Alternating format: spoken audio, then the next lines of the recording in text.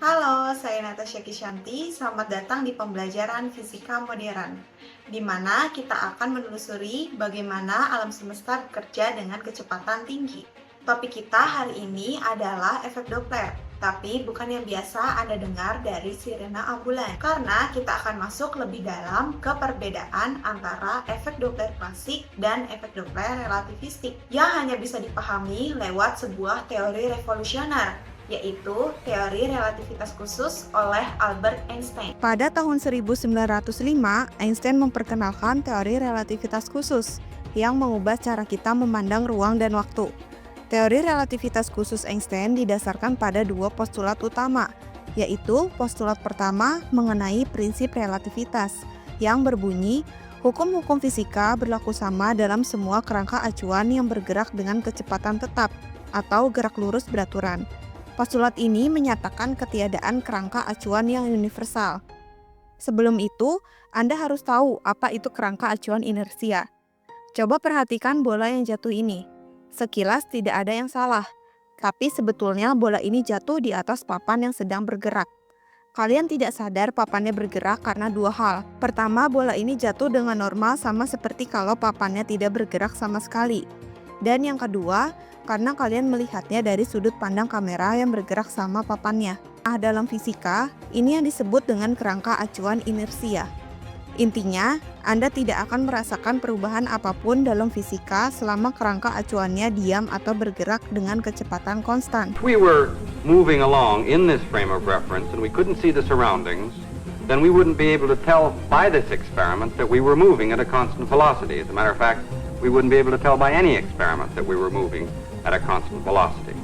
Hal ini persis seperti yang kita rasakan di bumi. Kita ngerasa bumi itu diam, padahal bumi itu terus berputar dengan kecepatan sekitar 1670 km per jam. Kita tidak merasakannya karena kecepatannya konstan. Begitupun ketika kita di pesawat. Ketika pilot sudah mengumumkan boleh melepaskan sabuk pengaman, kita bisa beraktivitas secara normal. Kalian bisa makan dan minum seperti biasa.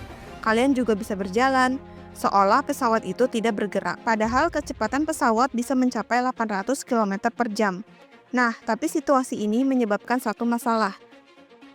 Here, as the cart moves by, the ball will fall and you can watch in the slow motion camera.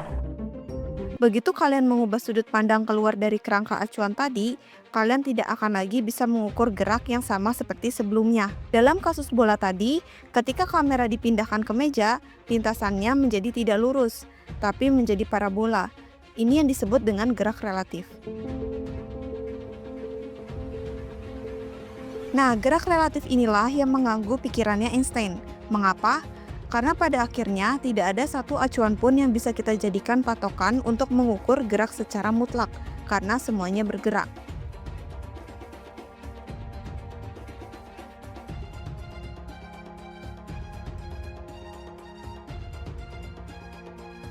Selanjutnya, postulat kedua mengenai kecepatan cahaya konstan, yang berbunyi kecepatan cahaya di ruang hampa adalah konstan, yaitu 300.000 km per detik.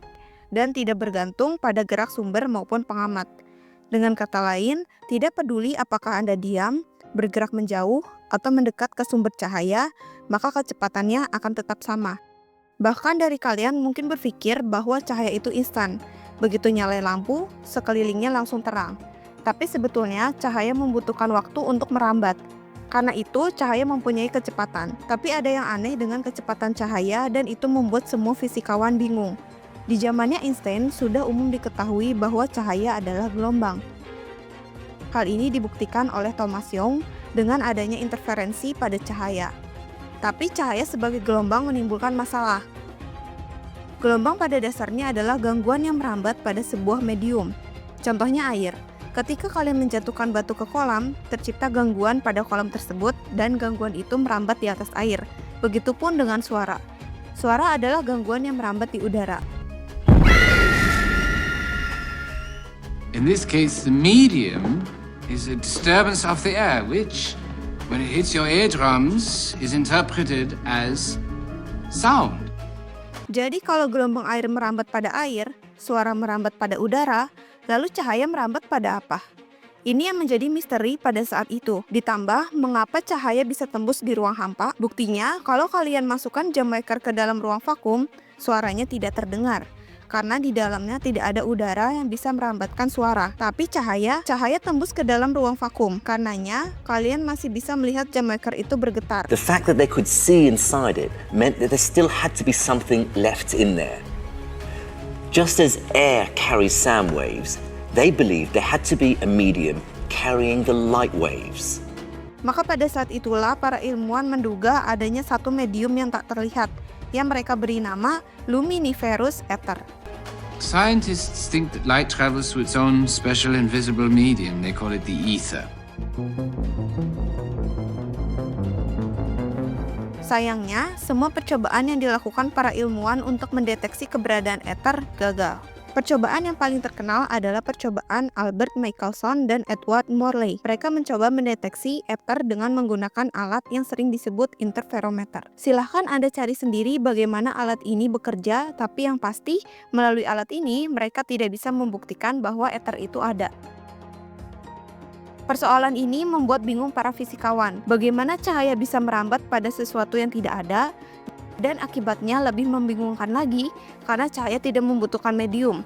Maka cahaya tidak bergantung pada acuan apapun, sehingga kecepatannya selalu tetap, yaitu 300.000 km per detik, seperti yang diukur oleh Michelson dan Morley. But it's a safe bet that given the scientific consensus at the time, they were convinced that the ether really existed.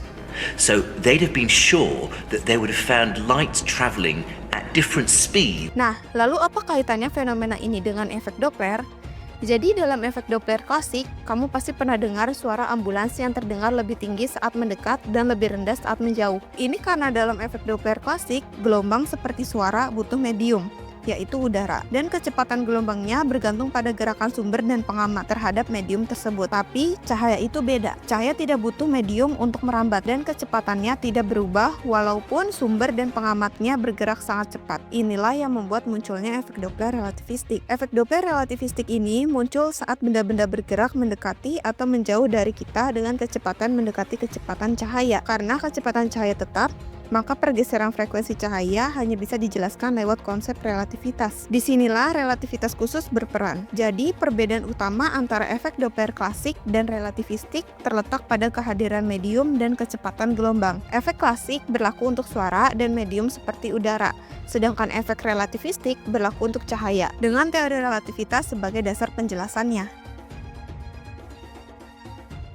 Nah, di pembelajaran selanjutnya kita akan bahas lebih dalam rumus-rumus dan contoh soal efek Doppler relativistik.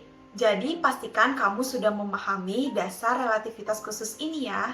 Sampai jumpa.